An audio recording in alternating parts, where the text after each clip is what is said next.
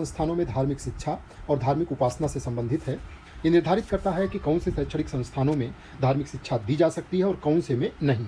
इसकी जो विषय वस्तु है वो ये कहती है कि कुछ शिक्षा संस्थानों में धार्मिक शिक्षा या धार्मिक उपासना में उपस्थित होने के बारे में स्वतंत्रता, यानी धर्म के संबंध में शैक्षणिक संस्थानों में स्वतंत्रता की विषय वस्तु को आर्टिकल 28 प्रस्तुत करता है।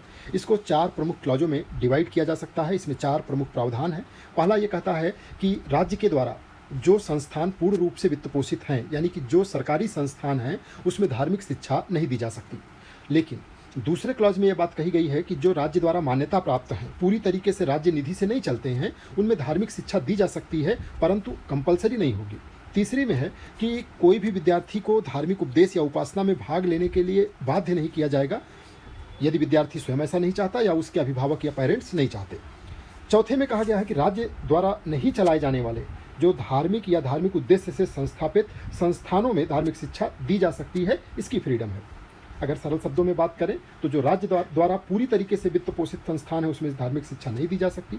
राज्य से आंशिक सहायता प्राप्त, यानी कि जो मान्यता प्राप्त संस्थान है, उसमें दी जा सकती है, पर जबरन नहीं।